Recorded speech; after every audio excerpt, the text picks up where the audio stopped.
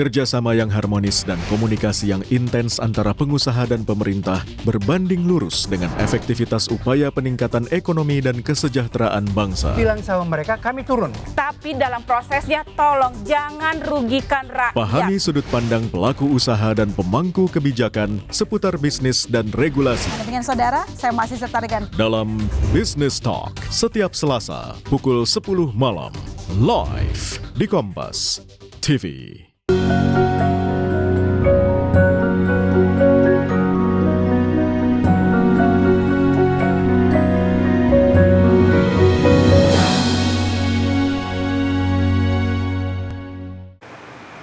Khairullah, lebih baik meskipun pemberian orang lebih banyak, akan tapi di mata Allah Subhanahu wa Ta'ala kita memungut kayu dan kita jual itu lebih baik daripada kita meminta orang lain, meskipun jumlah pendapatannya itu berbeda. Meskipun lebih banyak meminta daripada menjual kayu. Ini mengajak kita untuk menjunjung harga diri kita.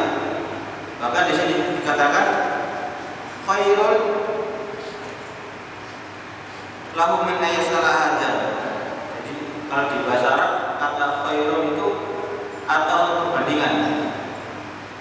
Si A lebih baik dari si B, si B lebih baik dari si C. Nah, itu di grammar bahasa Arab ada namanya afal tafdil, itu perbandingan. Kata-kata yang salah satunya menggunakan kata khairul. Di sini dikatakan bahwasanya mencari kayu dan dijual itu lebih baik dari meminta. Akan tapi kata Sayyid Muhammad Al-Maliki di sini ada iskal. Di sini kalimat khairul lebih baik ini tidak ditempatkan pada tempatnya. Karena meminta itu bagaimanapun meminta tetap tidak baik.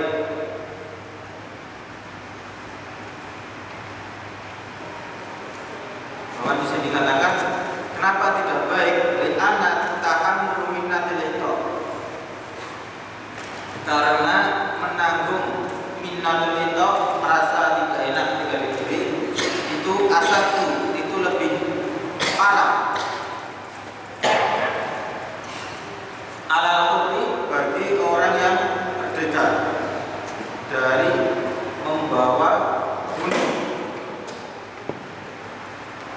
Jadi dikatakan di sini kita mengangkat gunung itu lebih baik daripada kita mengangkat rasa malu karena membeli, meminta.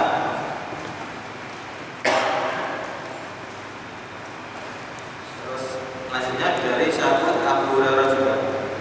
Wa an Abi Hurairah radhiyallahu anhu qala Rasulullah sallallahu alaihi wasallam inna Allaha thayyibun la yaqbalu illa thayyiban wa inna Allaha amara al-mu'minina bima amara bihil mursalin fa qala ya ayyuhar rusulu kulu minat thayyibati wa'malu shalihan inni bima ta'maluna alim wa qala ta'ala ya ayyuhalladzina amanu kulu min thayyibati ma razaqnakum thumma dzakara ar-rajul yutilu safar as'atha akbar yamutu yadayhi ila sama ya rabbi ya rabbi ya rabbi wa mat'amuhu haramun wa masrabuhu haramun wa malbasuhu haramun wa qudiya bi haram fa anna yustajabu lahu rawahu Muslim wa Tirmidzi. Ini hadis terangkan tentang pentingnya rezeki yang halal. Dari sahabat Abu Hurairah, beliau berkata, qala Rasulullah sallallahu alaihi wasallam, innallaha thayyibun. Allah Subhanahu wa taala itu thayyib, baik. La yaqbalu illa thayyiban, dan tidak menerima kecuali perkara-perkara yang baik. Wa innallaha amara al-mu'minin, dan bahwasanya Allah Subhanahu wa taala memerintahkan al-mu'minin, orang-orang yang beriman. Memerintahkan atas apa? Bima amara bil mursalin, diperintahkan sebagaimana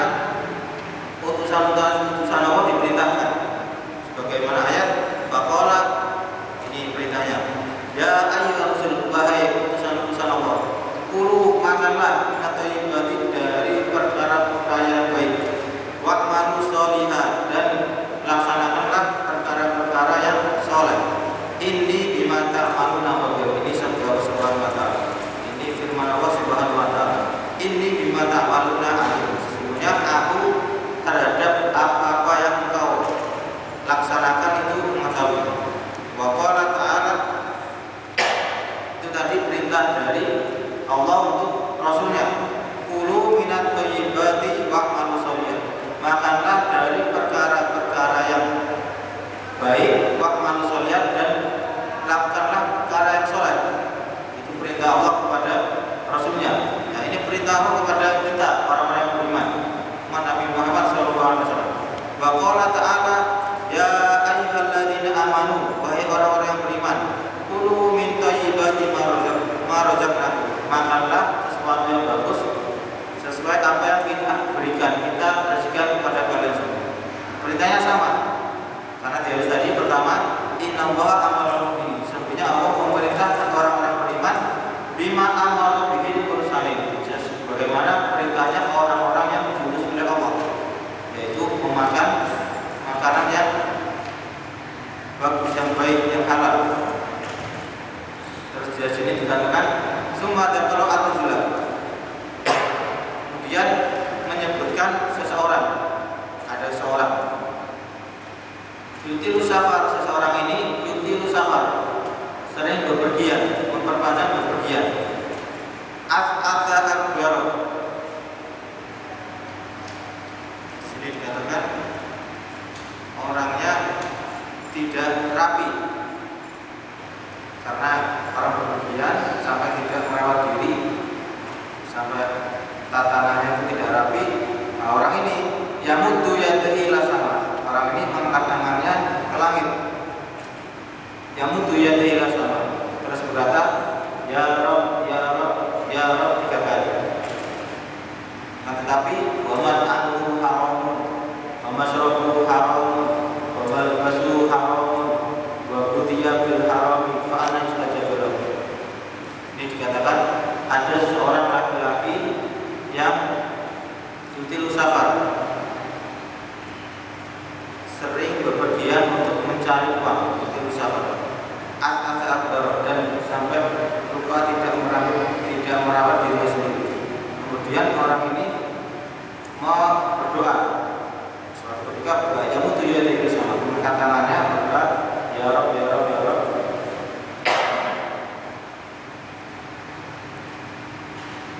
Ya, karena orang berdoa pasti ya Allah, ya Allah, ya Allah, ya Rabb, wahai Tuhan, wahai Pangeran. Akan tetapi ketika berdoa ini keadaannya wa mat'amuhu haramun, wa mashrabuhu haramun, wa malbasuhu haramun, wa ghudhiya bil haram. Jadi ketika berdoa ini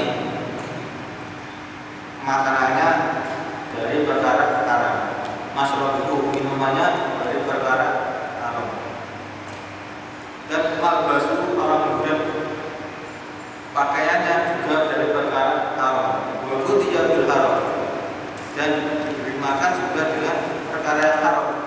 Maka dikatakan fa anna yustajabu lahu, maka dari mana doanya akan dikabulkan. Dari hadis ini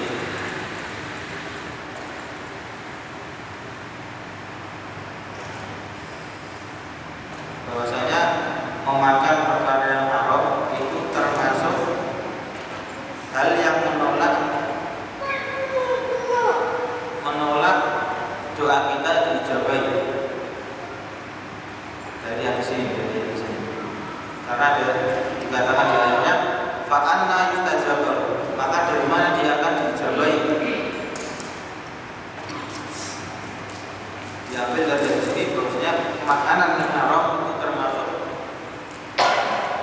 hal yang mencegah doa itu diijabahi. Wa fi aidan, dan dalam hadis ini kata di yamuddu yadayhi ila sama, mengangkat doa ke langit. Wa fi aidan, dan dalam hadis ini masru'iyatu doa wa raf'ul yadaini fi, disunahkan berdoa dan mengangkat tangan, karena dia bilang tidak usah mengangkat tangan. Nah, di sini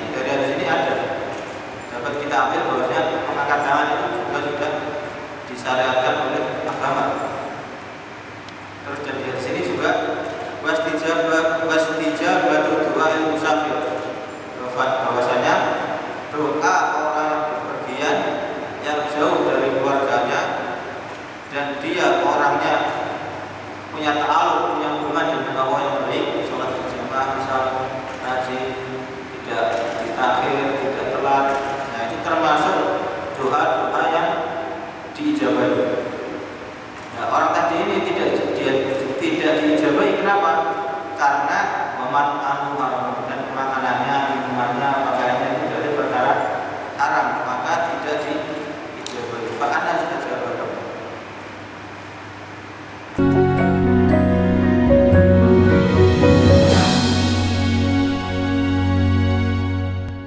Jalan-jalan. Let's go. Let's go. Mau bertualang menikmati eksotika alam? Atau menambah wawasan dengan mengenal budaya yang beragam? Berkunjung ke tempat-tempat hangout juga bisa. Let's go. Dapatkan referensinya dalam Jalan-Jalan setiap minggu pukul 10:30 siang di Kompas TV.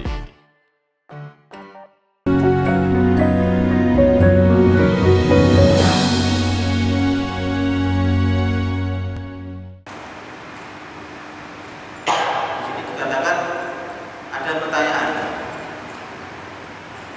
apakah anahu wa asfal ani dua dubura sholat, bahwasanya ada pertanyaan dari doa di setiap setelah sholat dan dengan keadaan mengangkat tangan, apakah itu ada dasarnya atau tidak?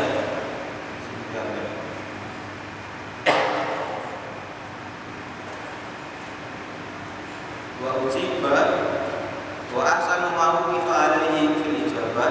Jadi ada jawaban yang paling baik itu dari Syekh Muhammad Abdul Hai, dari Syekh Muhammad Abdul Hai, dari Kiai Muhammad Abdul Hai, yang bunyinya dari sahabat Anas, dari Nabi Muhammad SAW, mamin abdin, tidak ada dari hamba yang suatu kafahi kuli sholatin, yang menjembarkan membuka tangannya di setiap setelah sholat. Semuanya kemudian mengucapkan Allahumma ilahi wa ilahi Ibrahim wa Ishaq wa Yaqub. Ya Rabb, Kau adalah Tuhanku dan Tuhan Nabi Ibrahim dan Tuhan Nabi Ishaq dan Tuhan Nabi Yaqub, wa ilaha Jibril wa Mikail wa Israfil, dan Tuhan dari malaikat Jibril, malaikat Mikail dan malaikat Israfil. As'aluka an tastajiba da'wati, aku meminta kepadamu untuk mengabulkan doaku. Fa ini mudur, karena aku orang yang terjepit, orang yang lagi kesusahan. Wata'simuni fa ini mutali, dan menjagaku karena aku orang yang diuji. Watanfi anni al-faqra, dan menghilangkan dariku kefakiran. Fa inni mutamaskin, sebenarnya aku orang yang miskin. Illa kana haqqan 'ala Allah azza wa jalla alla yarudda yadayhi qalbin. Di sini mamin abdin yang sungguh tidak ada seorang hamba yang membuka tangannya ketika doa salat salat, illa kana haqqan Allah, kecuali nyata bagi Allah Subhanahu wa taala untuk tidak mengembalikan tangannya orang yang berbuka tadi khoibin, dengan rugi. Berarti ini juga pesan dari Rasulullah. Ada hadis yang menerangkan tentang bahwasanya kita mengangkat kedua tangan ketika setelah sholat untuk berdoa itu juga ada asalnya, ada dalilnya. Meskipun dalilnya itu dhaif, akan tetapi kalau di Fadhailul Amal, untuk amal-amal yang berupa anjuran, itu hadis dhaif itu boleh dibuat dalil, selagi tidak untuk hukum. Ada lagi juga hadisnya, sholaitu ma'a Rasulillah, saya sholat bersama Rasulullah SAW. Falamma salam, ketika Rasulullah salam, Assalamualaikum warahmatullahi wabarakatuh, inharafa, miring sedikit, warafa yadaini, dan mengangkat kedua tangan, kemudian wada'a, dan berdoa. Ini ada dua. Fasabata pada sholat al-mafrudah warahmatullahi, maka dari kedua di sini yang tadi sabda Rasul, mamin abdin yang suatu yadaihi waktu sholat tidak ada seorang hamba yang mengangkat kedua tangannya setelah sholat kecuali Allah Subhanahu wa taala memberi ijazah. Terus yang kedua hadisnya bahwasanya ada salah satu sahabat yang sholat bersama Rasulullah dan melihat Rasulullah mengangkat tangannya kemudian berdoa. Ini ada asalnya. Jadi caranya juga harus halal, meskipun apa pekerjaannya halal, kalau caranya tidak wajar juga tidak boleh, termasuk haram juga. Wadat at-targhibu fi qara'i wa tarkisubat wa ma yahuka fi sudr wa fi samati fil bai' wa syirab wa taqadi wal qada.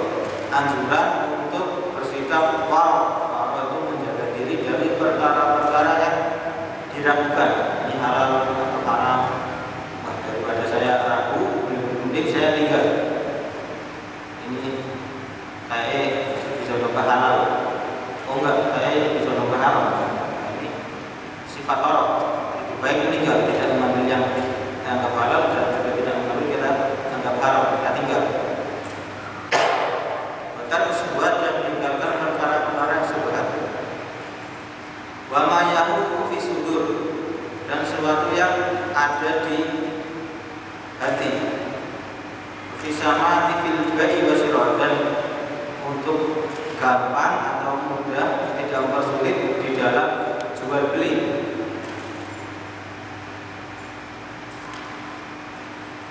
Yang pertama, Allah SWT berfirman, qala Allah Ta'ala, "Wa man yattaqillaha yaj'al lahu makhraja wa yarzuqhu min haitsu la yahtasib." Barang siapa yang bertakwa kepada Allah Subhanahu wa taala, yaj'al lahu makhraja, maka akan dijadikan baginya makhraj, jalan keluar. Wa yarzuqhu min haitsu la yahtasib, dan akan diberi rezeki min haitsu la yahtasib, dari rezeki yang tidak diduga. Tidak diduga. Jadi misalkan sudah jual beli, kalau saya jual ini kira-kira berapa ini. Berarti kalau jual beli, misalnya jual beli pertalite, jual 10 liter. Kalau totalnya 30 berarti mendapat 65 sama baginya, kotornya bersih, kotornya 65, bersihnya 15.000. Nah, ketika orang itu bertakwa kepada Allah, dagangan dengan jujur, 1 liter ya 1 liter, tidak dicampur, tidak ini, maka akan yarzuqhu min haitsu la yahtasib, akan diberi rezeki dari dia tidak tahu arahnya.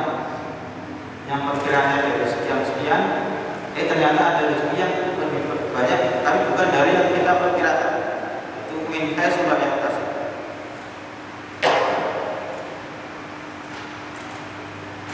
Wa yarzuqhu rizqan halal, dan diberi rezeki halal min haitsu la yahtur ala qalbi, dari sebenarnya hatinya itu tidak terbesit sama sekali. Jadi mendadak ya, kayak uang kaget. Tapi saran tadi bertakwa. Takwa tidak mudah. Hadis yang pertama, An-Nu'man bin Bashir radhiyallahu anhu, qala sami'tu Rasulullah sallallahu alaihi wasallam yaqul, al-halalu bayyinun wal haramu bayyinun wa bainahuma umurun mustabihatun la ya'lamuhunna katsirun minan nas, faman ittaqa syubhati faqad istabra li dinihi wa irdihi, wa man waqa'a fi syubhati waqa'a fil haram, tarra'i yar'a hawla al-hima yusiku ayyar ta'afihi, ala wa inna likulli malikin hima, ala wa inna himallahi maharimuhu, ala wa inna fil jasadi mudghatan idza shalahat salahal jasadu kullu wa idza fasadat fasadat jasadu kullu, ala wa yaqulu rawahu Bukhari wa Muslim. Ini dari sahabat Nu'man bin Bashir radhiyallahu anhu. Sami'tu Rasulullah. Jadi sahabat Nu'man bin Bashir, sami'tu Rasulullah, mendengar Rasulullah sallallahu alaihi wasallam yaqul, bersabda. Apa isinya? Al-halalu bayyin. Isinya adalah al-halalu bayyin, bahwa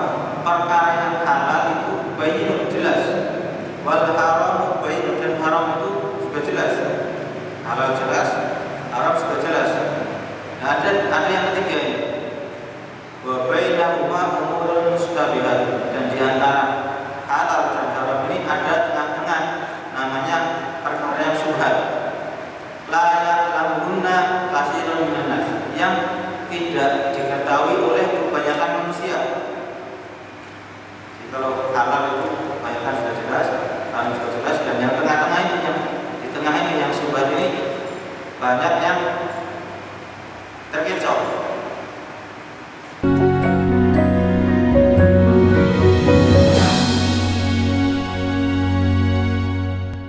Banjirop masih merendam permukiman warga di Muara Angke, Jakarta Utara. Ulasan peristiwa penting terkini. Berbulan-bulan warga terendam air banjir. Akibatnya kereta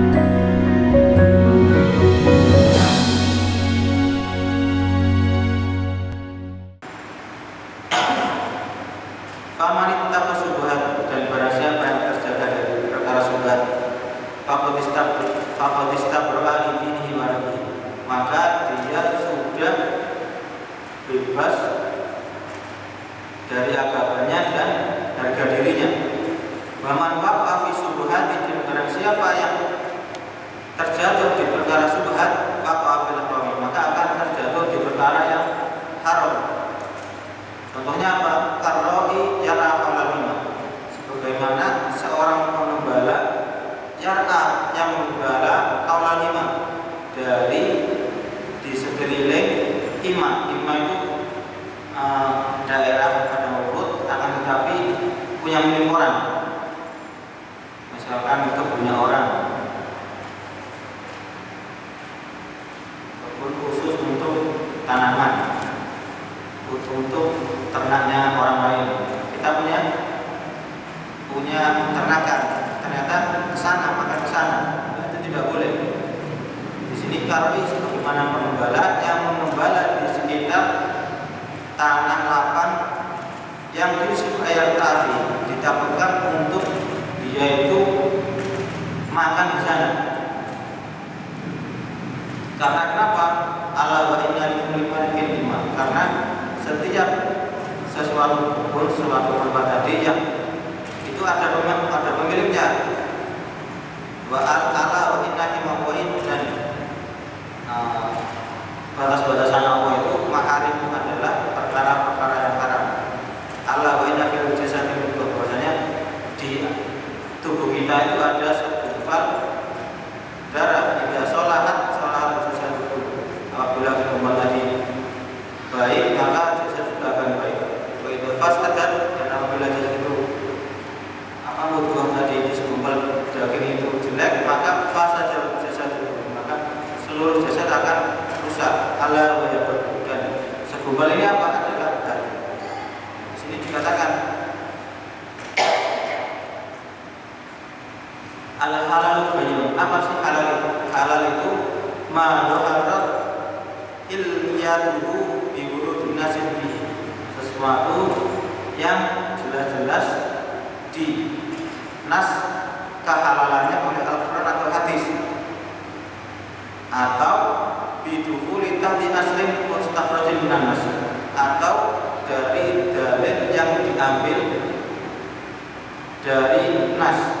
Jadi tidak langsung dari Al-Quran, tapi dari Al-Quran menyimpulkan perkara yang haram. Nah, perkara yang haram ini ternyata ada sesuatu yang lain sama dengan yang diambil dari Al-Quran ini.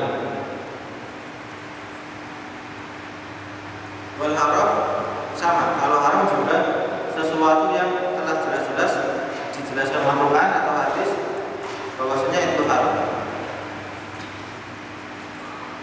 Terus wabaina umur mustabihatun, dan di tengah-tengahnya ada perkara-perkara syubhat. Syubhat ini yang tadi yang kasirun minan nas yaqo, kebanyakan manusia itu tidak tahu dan jatuh di perkara yang syubhat. Apa itu syubhat? Yaitu wa ma bainal halal wal haram umurun dzatu wajhaini, antara perkara halal dan haram ada perkara-perkara yang memiliki dua wajah. Liwukuiha baina aslaini, karena mempunyai dalil yang masing-masing. Wa ta'arudu ala man tahmil wa tahrim, dan bertentangan antara dalil halal dan dalil haram. Maka sehingga karena bertentangan terjadi kebingungan atau terjadi iltibas, keserupaan bagi orang awam. Kalau ulama di sini tidak ada. Kalau ulama tidak ada perkara syubhat. Kalau seperti kita ini, kalau tak bisa amruha ala kasirin anas. Terus di perkara syubhat sendiri ini ada 3 pendapat. Bahwa ikhtalaf fi syubhat. Faqila syubhat ini di mana hukumnya sih? Perkara yang antara halal dan haram. Dikatakan halal tapi ada haramnya, dikatakan haram tapi ada halalnya. Ini bagaimana? Ada 3 pendapat. Yang pertama, faqilah yang bismillah halal. Ada yang bilang perkara syubhat itu dari bagian yang halal. Faqilah min kismil haram. Dan ada yang bilang lagi syubhat itu termasuk perkara yang haram. Wakilah bil baqar. Ini yang paling selamat. Yang ketiga, yang pertama mengatakan halal, yang kedua syubhat itu termasuk perkara haram, dan yang ketiga ini bil waqaf, berhenti, tidak mengambil, lebih menjauh, tidak ikut ke perkara yang syubhat. Kenapa harus jauh-jauh ke perkara syubhat? Karena faman ittaqa syubhat, dan siapa yang menjaga dari perkara syubhat, faqad talabal bara'ah, maka telah meminta kebebasan untuk agamanya dan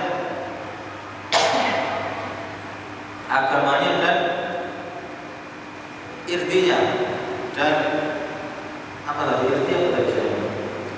Irdinya dan murahnya, harga dirinya. Berarti sudah bebas, sudah aman. Terus gaman waqaf fi syubhat, dan siapa yang terjatuh fi syubhat, berarti makan apa? Memakai pendapat yang halal. Itu waqaf fil haram, maka akan jatuh di haram. Kenapa? Karena li'annahu insah man sahula alaihi ketika syubhat, karena dikatakan di sini barang siapa yang menganggap gampang perkara yang syubhat, wah gak apa syubhat ini halal, gak apa syubhat tidak sampai haram, karena mendapat mengambil kaul yang syubhat. Sahula alaihi ketika syubhat, yang menggampangkan syubhat, tadarraja bihi al-hadilah ketika bil haram, maka kelama-lamaan akan jatuh di perkara yang haram. Kenapa? Karena hawa nafsu amaratul bisu, karena hawa nafsu mengajak kita untuk perkara yang yang jelek. Tadi kita mendapat haram, halal, sama waqaf, hingga tidak mengambil kedua-duanya. Kalau haram kita selamat, berarti kita tidak mengambilnya, kita biarkan. Kalau halal, nah itu dikhawatirkan di suatu ketika kita akan terjatuh di perkara yang haram juga. Yang ketiga, waqaf. Bahkan di sini dikatakan bahwasanya ulama dulu kunna natruku sab'ina baban halal. Kunna kita ulama juga saya natruku sab'ina baban minal halal, kita meninggalkan 70 pintu dari perkara halal. Khasyatan hukum fi babin minal halal, karena takut terjatuh atau tergelincir di dalam perkara yang haram. Bagaimana sih? Sebagaimana orang membalap, orang kambing kan nggak ada hawa nafsunya, cuma makan, terus berkembang biak. Kambing, ketika kambing itu kita gembala di sini, dan di sini ada tanah milik orang lain.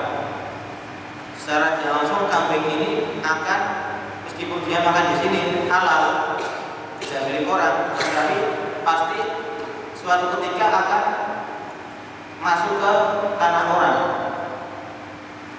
Nah, sebagaimana juga perkara syubhat tadi, di antara ada halal, ada yang haram. Di tengah-tengahnya ini, kalau kita ngambil syubhat, ditakutkan kita nanti suatu saat akan terjerumus ke perkara haram.